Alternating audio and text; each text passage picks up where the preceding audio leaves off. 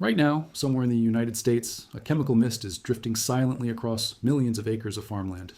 You cannot see it, you cannot smell it, but it is twisting the leaves of trees miles away, killing vegetable gardens that were never sprayed and destroying the harvest of farmers who never bought a single drop of the product.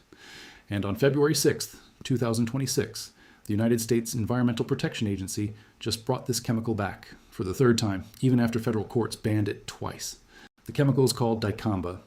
What big agriculture does not want you to understand is that this is not a story about weed control. It is a story about how one volatile liquid has captured nearly half of every soybean acre in America and is silently rewriting the rules of every farm and every backyard within drift range.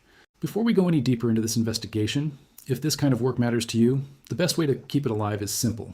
Subscribe to the channel, hit the bell, and share this video with farmers, gardeners, and anyone living within a mile of a cotton or soybean field. Because what I am about to show you is the proof, and the people who need to see it most will not see it unless you share it. Now, to understand why this 2026 reapproval is so dangerous, you have to understand what dicamba actually does. Dicamba was first registered in 1967. For decades, it was a quiet herbicide used mostly to kill broadleaf weeds in cornfields, pastures, and lawns away from sensitive crops. But in 2016, Monsanto, since acquired by Bayer, changed everything. They genetically engineered soybeans and cotton to resist dicamba, and then sold those seeds together with a new dicamba formulation that farmers could spray directly over the top of growing crops in the heat of summer. This is where the disaster started.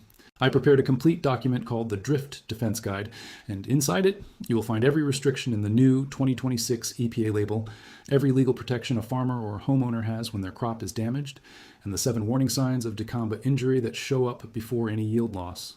I will show you how to access the full guide in just a few minutes. But first, you need to see why every farmer in the Cotton Belt is on edge right now. Here is the problem with dicamba in one sentence. It does not stay where you spray it. University of Nebraska, researchers found that non-tolerant soybeans show damage from dicamba concentrations as low as 1/20,000th of the labeled application rate. That is a microscopic dose. At 1/10th of the labeled rate, soybean yields collapse by nearly 60%. For grapes, documented damage occurs at 1/800th of the labeled rate. One drop in 800, and an entire vineyard is no longer viable for the season. The Center for Biological Diversity has called dicamba drift the worst herbicide damage in the history of United States agriculture. And now it is back. Before we continue, do me a favor, tell me in the comments what state or country you're watching from. I want to know how many farmers, gardeners, and concerned families around the world are seeing this same problem creep into their lives at the same moment. And if you're not subscribed yet, this is the moment, because what I am about to expose next is the part the agrochemical industry hopes you never read. Now, listen carefully. I've organized everything you need to know about this dicamba reapproval into a single complete document. Inside the Drift Defense Guide, you will find the full text of the new 2026 EPA label, the exact temperature thresholds where applications must stop, the new buffer zone reductions, the 7 warning signs of dicamba injury that appear before yield loss, the legal steps to document drift damage if it reaches your land, the alternative weed control programs that University Extension Services are now recommending, and the regional risk maps for the United States Cotton Belt and the Upper Midwest. All of this is bundled together. One link, the complete knowledge, permanent access. The link is in the description below this video and also pinned in the first comment. Now let me show you the part of this story that should make every American farmer furious. In 2020, a federal court did something almost unprecedented. It vacated the registration of dicamba. The court said the EPA had failed to examine how dicamba use would tear the social fabric of farming communities. Read that line again. A federal judge in the United States, in a herbicide case, used the words tear the social fabric of farming communities. Because that is exactly what was happening. In Arkansas, in Missouri, in Tennessee, neighbors stopped speaking to each other. One farmer's spraying was destroying the next farmer's crop. In 2016, an Arkansas farmer named Mike Wallace was shot and killed in a dispute over dicamba drift. A real American farmer lost his life because of a chemical that should never have been sprayed where it was sprayed. An entire peach orchard in Missouri, called Bader Farms, was so badly damaged by drift from neighboring fields that a jury awarded the family $15 million in compensation, plus over $200 million in punitive damages against Bayer and BASF, $215 million in total in a single case for a single peach orchard. And after that 2020 court ruling, the EPA reapproved dicamba just 4 months later, claiming new restrictions would solve the problem. In 2024, a federal court banned it again, ruling that those new restrictions had failed. And now, in 2026, the EPA has approved it for the 3rd time. If you're seeing this and wondering how to protect your farm, your garden, or your investment, this is exactly why I built the Drift Defense Guide. Inside, you will find the legal documentation checklist that University Extension Services use to record drift events, the photographic evidence sequence that holds up an arbitration, and the state-by-state list of Agriculture Department contacts for filing official complaints. If a single drop of vapor crosses your property line, the guide tells you exactly what to do in the first 72 hours. The link is in the description. Now let us look at why the new label is more dangerous than the version the courts already struck down.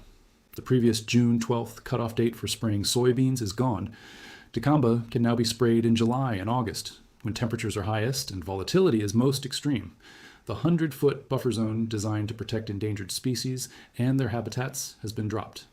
The EPA will no longer require independent review of mixes of dicamba with other pesticides, even though those mixes have been shown to make drift even worse. Long-standing time of day restrictions on spraying, designed to limit volatility, have also been dropped.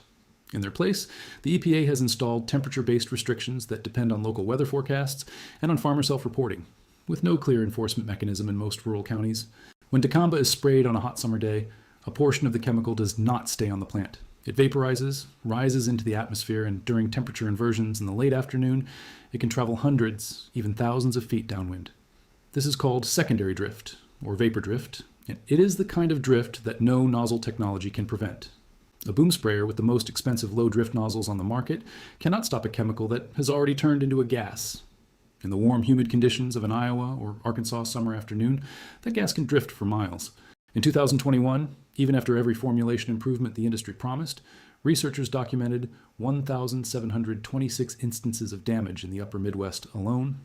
Those reports impacted more than 15.5 million hectares of soybeans across 6 states. Earlier, in 2017, the EPA tallied 2,708 official dicamba-related crop injury investigations, with more than 3.5 million acres of soybeans impacted, along with damage to tomatoes, watermelon, cantaloupe, and dozens of specialty crops. At the peak of the crisis, in 2018, the United States Department of Agriculture surveyed 19 major soybean states.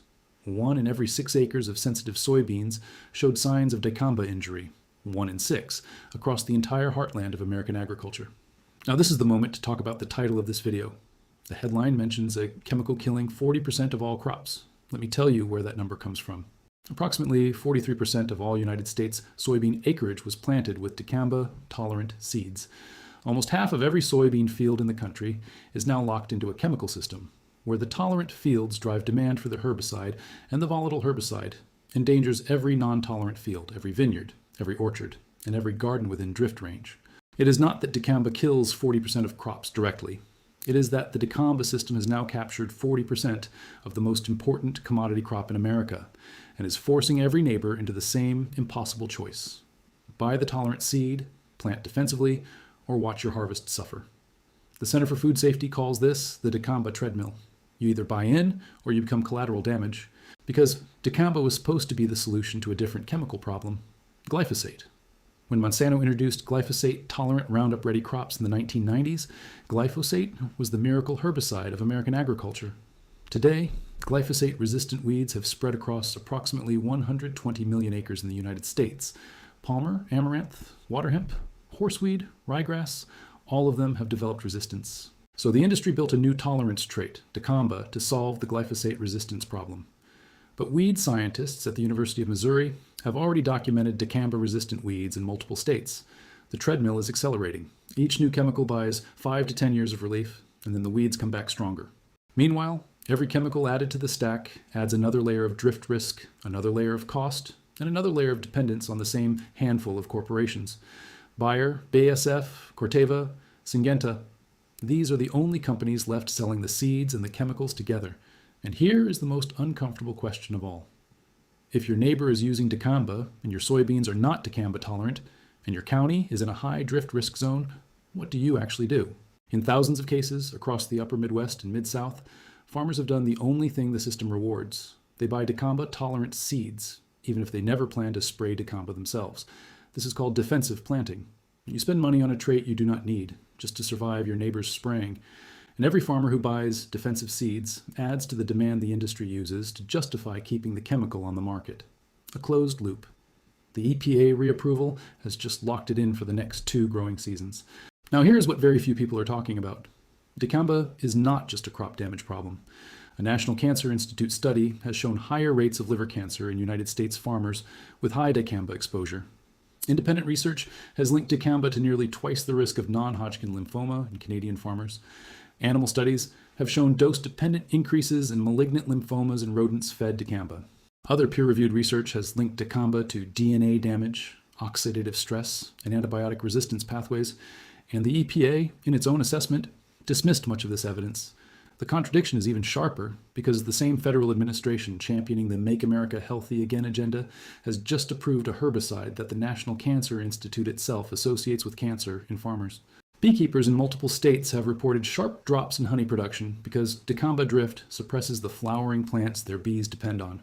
Pollinators, including monarch butterflies and rusty-patched bumblebees, both already listed as imperiled species, are now exposed to greater risk because the new label removed the volatility buffer designed to protect them.